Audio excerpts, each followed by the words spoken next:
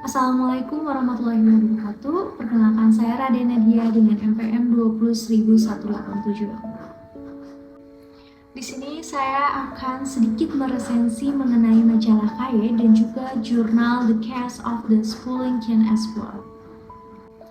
Dari majalah KY ini menceritakan mengenai pengadilan yang diwakili oleh para hakim memiliki peran penting dalam menerapkan hukum dalam masyarakat. Oleh karena itu, hakim memiliki kewajiban untuk mengikuti produk-produk hukum seperti konstitusi, undang-undang, atau presiden saat menjalankan tugas mereka. Majalah KY ini juga mengutip jurnal yang berjudul The Case of the Schooling Can Explore, karya dari Lon L. Fuller, yang menyatakan bahwa pengadilan memiliki rasa tanggung jawab untuk menegakkan hukum yang tertulis dan menginterpretasikan hukum tersebut sesuai dengan makna harfiahnya. Jurnal The Case of the Schooling Can Explore menceritakan mengenai kasus yang melibatkan pembunuhan dan kanibalisme. Keempat tersangka penjelajah terdampar di sebuah gua bersama penjelajah kelima bernama Roger Wetmore. Mereka terdampar karena pintu masuk gua terhalang akibat longsor. Kelima penjelajah tersebut hanya membawa bekal seadanya dan tidak mempunyai makanan untuk bertahan lama. Beruntung bagi mereka, pada hari ke-20, mereka melihat mesin nirkabel portable di dalam gua yang dapat membantu mereka menghubungi orang-orang di kamp penyelamatan melalui mesin serupa yang dipasang di sana. Melalui ini, mereka menghubungi tim penyelamat dan segera upaya penyelamatan pun dilakukan. Namun tim penyelamat mengalami kesulitan dalam navigasi jalan mereka melalui tanah longsor yang diakibatkannya dan memberitahu para penjelajah bahwa dibutuhkan waktu sekitar 10 hari untuk menyelamatkan mereka. Sayangnya, selama proses penyelamatan, setelah berdiskusi dengan para ahli medis mengenai situasi mereka, para penjelajah mengetahui bahwa kecil atau bahkan tidak ada kemungkinan mereka bertahan hidup selama 10 hari tambahan tanpa makanan apapun. Penjelajah Roger Wetmore menyarankan agar mereka membunuh dan memakan salah satu anggota kelompok untuk bertahan hidup. Penjelajah lain setuju, tapi tidak tahu bagaimana mereka harus memilih mangsa. Tidak ada penyelamat, dokter, anggota pemerintah, atau pendeta yang memberikan nasihat mengenai situasi ini ketika mereka bertanya. Jadi, mereka memutuskan untuk melempar dadu dan menyerahkannya pada keberuntungan. Sebelum melempar dadu, Roger Wetmore, meskipun orang yang pertama kali mengemukakan ide tersebut, menyadari bahwa dia tidak dapat mewujudkannya dan mengundurkan diri. Namun yang lain sangat tertarik untuk melanjutkan rencana tersebut dan tetap melemparkan dadu tanpa mengecualikan Wetmore untuk meningkatkan peluang mereka bertahan hidup. Akhirnya dadu tersebut dilemparkan secara adil, tapi sayangnya Roger Wetmore lah yang kalah dan mereka harus mengkanibalisasi dia. Keempat penjelajah yang masih hidup akhirnya berhasil diselamatkan pada hari ke-22. Wetmore dibunuh dan dimakan pada hari ke-23 9 hari sebelumnya. Para ahli medis menyimpulkan bahwa ada kemungkinan kelima orang yang selamat jika keempat orang yang selamat tidak melakukan kanibal terhadap Wetmore. Setelah diselamatkan, 4 penjelajah selamat dirawat karena kekurangan gizi dan syok. Setelah ini, mereka diadili karena pembunuhan dan akibatnya dijatuhi hukuman mati oleh pengadilan negeri Stouffville. Mereka kemudian melanjutkan untuk mengajukan petisi peninjauan kembali ke Mahkamah Agung New York. Setelah naik banding, perkara tersebut diputuskan oleh majelis hakim yang terdiri dari 5 hakim, yaitu Hakim Agung Trupany, Hakim Foster, Hakim Tetting, Hakim Keene, dan Hakim Handy. Adapun beberapa pendapat keputusan hakim yang berbeda dalam kasus tersebut, antara lain menurut pendapat dari Chief Justice Trupany. Ketua Hakim Trupany menjunjung tinggi keyakinan keempat terdakwa penjelajah. Menurutnya, persidangan yang berujung pada hukuman awal mereka adalah sebuah proses yang adil dan hanya mengikuti jalur hukum. Dia mulai menyatakan alasannya untuk menyatakan terdakwa bersalah dengan mengulangi apa yang dinyatakan dalam Undang-Undang Dasar, yaitu barang siapa dengan sengaja mengambil nyawa orang lain akan dihukum Justice Trupany mengambil sudut pandang positivis hukum eksklusif dan dengan jelas menyatakan bahwa hukum harus dianggap sebagai hukum dan bahasa undang-undangnya sedemikian rupa sehingga tidak mengizinkan pengecualian apapun. Jadi dia yakin tidak ada pilihan selain mempertahankan keyakinannya. Dengan cara ini, ia sebagai seorang positivis menunjukkan penghormatan penuh dan maksimal terhadap hukum. Meski begitu, dia bersimpati terhadap terdakwa dan menyatakan bahwa tidak seperti hakim, ketua eksekutif tidak terikat oleh hukum dan mempunyai kekuasaan penuh untuk memberikan pengampunan.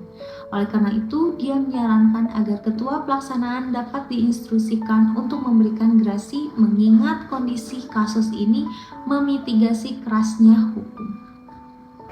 Grasi pada hakikatnya adalah suatu tindakan belas kasihan terhadap seorang penjahat yang dilakukan oleh seseorang yang mempunyai kedudukan otoratif atas kebijakannya sendiri. Ini adalah proses di mana gubernur, presiden, dan dalam hal ini kepala eksekutif mengurangi hukuman terdakwa atau memberikan pengampunan dengan mempertimbangkan hal-hal spesifik dari kasus yang dihadapi.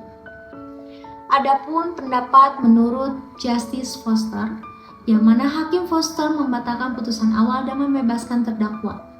Dia adalah seorang ahli teori hukum alam dan karenanya mengambil pendekatan itu untuk membenarkan keputusannya. Hakim Foster mengkritik pendekatan positif logis Hakim Agung Trupany karena ia percaya pada pepatah Kesan Sarionet Legis, sesat et ipsa lex, yang artinya bila alasan suatu hukum tidak ada lagi, maka hukum itu sendiri juga akan hilang. Hal ini pada dasarnya berarti bahwa kita mempunyai hukum karena suatu alasan, dan ketika alasan tersebut hilang, maka hukum tersebut juga hilang. Pembenaran keberadaan hukum ini bertentangan dengan pandangan positif yang menyatakan bahwa hukum itu berdiri sendiri. Hakim Foster berpendapat bahwa karena alasan keberadaan undang-undang dalam kasus ini tidak berlaku, maka keempat terdakwa dapat dianggap berada di luar masyarakat yang berfungsi normal dan dalam keadaan alami. Dia menjelaskan ironi 10 pekerja penyelamat kehilangan nyawa mereka dalam upaya menyelamatkan 5 penjelajah yang dianggap benar dan menyelamatkan nyawa 4 penjelajah dengan mengobatkan 1 penjelajah yang dianggap salah. Mengatakan demikian, Hakim Foster menyatakan bahwa nilai kehidupan dalam hal ini dilebih-lebihkan. Tim penyelamat tahu apa yang mereka hadapi dan resiko yang terkait. Hakim Foster berpendapat bahwa jika 10 nyawa dapat dikorbankan untuk menyelamatkan 5 nyawa, menyelamatkan 4 nyawa dengan mengorbankan 1 nyawa juga diperbolehkan. Ia menyebut kasus ini sebagai kasus pembelaan diri dan menyatakan bahwa logika yang sama yang digunakan ketika menangani kasus pembelaan diri juga berlaku di sini. Jadi dia percaya bahwa setiap membunuh untuk membela diri, membunuh untuk mempertahankan diri, bukanlah pembunuhan. Penafsiran bertujuan Hakim Foster akan menjadi yang paling dekat dengan pendapat Fuller mengingat pekerjaan dan proses pemikiran umumnya. Sementara menurut pendapat dari Justice Kim, di mana Hakim Kim mendukung hukuman mati dan menghukum para penjelajah yang dituduh. Menurutnya, peran hakim hanya sebatas menerapkan hukum. Pendekatan yang ia gunakan disebut tekstualisme positif. Dia kritis terhadap pendapat Hakim Foster dan Hakim Agung Trupany. Meskipun seperti dia, Hakim Agung juga menjunjung tinggi keyakinan tersebut. Ia menyatakan bahwa kekuasaan Ketua Mahkamah Agung dan Ketua Eksekutif dipisahkan dan Ketua Mahkamah Agung tidak dapat memberikan arahan kepada Ketua Mahkamah Agung. Menurutnya, Ketua Hakim Trupany yang meminta Ketua Eksekutif memberikan grasi dan pengampunan kepada terdakwa merupakan pelanggaran proses peradilan. Sementara pendapat dari Justice Tati, di mana Hakim Tati mengundurkan diri dari hal tersebut dengan menyatakan bahwa tidak ada cara untuk membedakan asas-asas yang dengannya suatu perkara dapat diputuskan secara bebas dan rasional. Meski begitu, dia mengkritik posisi hukum kodrat Hakim Foster.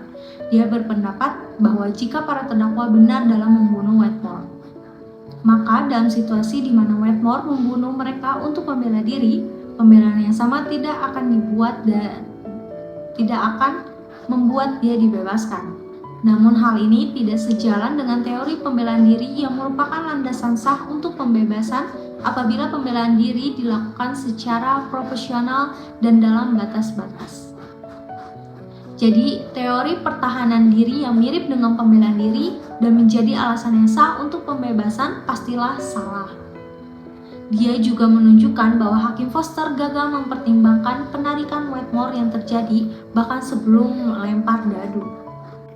Dia menunjukkan bahwa alasan lain kegagalan sudut pandang pembelaan diri adalah bahwa pembunuhan memerlukan tindakan yang disengaja, sedangkan pembelaan diri adalah suatu dorongan hati. Dalam skenario ini, terdakwa bertindak dengan sengaja setelah melalui pertimbangannya yang panjang dan tidak impulsif. Untuk lebih memperkuat pendiriannya mengenai alasan pembebasan Hakim Foster yang cacat, Hakim Tating mengutip kasus Commonwealth versus Belgian tahun 4291 di mana pengadilan menolak kelaparan sebagai pembenaran yang sah untuk mencuri makanan dan menghukum pencurinya. Dia mempertanyakan dasar untuk menghukum satu orang karena mencuri karena kelaparan dan membebaskan keempat dari pembunuhan dan kanibalisme karena alasan yang sama. Sedih karena dilema moral dan hukum, Hakim Tating menganggap kasus tersebut belum diputuskan dan menarik diri dari keputusan kasus tersebut sepenuhnya. Dan yang terakhir, menurut pendapat dari Justice Handy, di mana Hakim Handy membebaskan para terdakwa penjelajah dan menganut pendekatan realisme hukum yang lekat dan akal sehat. Dia menarik opini publik dan percaya bahwa para terdakwa harus diampuni. Hakim Handy melalui cara tidak langsung mengetahui bahwa jika terdakwa dinyatakan bersalah, ketua eksekutif tidak akan meringankan hukumannya. Sebaliknya, berbagai jejak pendapat publik menunjukkan bahwa lebih dari 90% pemilih percaya bahwa para penjelajah harus diampuni dan tidak diberi hukuman sebagai hukuman. Dia percaya bahwa akal sehat menentukan pembebasan dan menggunakan hasil jejak pendapat untuk membenarkan hal tersebut. Menurutnya, hal ini memerlukan kebijaksanaan praktis yang harus dilaksanakan dengan memperhatikan realitas manusia dan bukan teori-teori yang abstrak. Pembelajaran yang saya dapatkan dari jurnal The Case of the Spullen-Can Explorer bahwa pengadilan memiliki tanggung jawab untuk menegakkan hukum yang tertulis dan menginterpretasikan hukum tersebut sesuai dengan makna harfiahnya.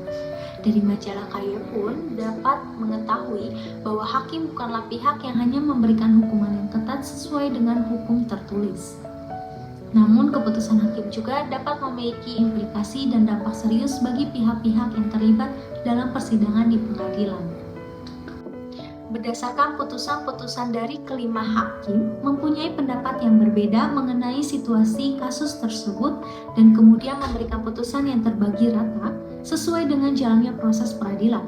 Dalam situasi seri, jadi hakim asli Pengadilan Negeri Newgate tetap harus ditegakkan dan algojo diarahkan untuk menjatuhkan hukuman mati kepada para penjelajah yang dituduh.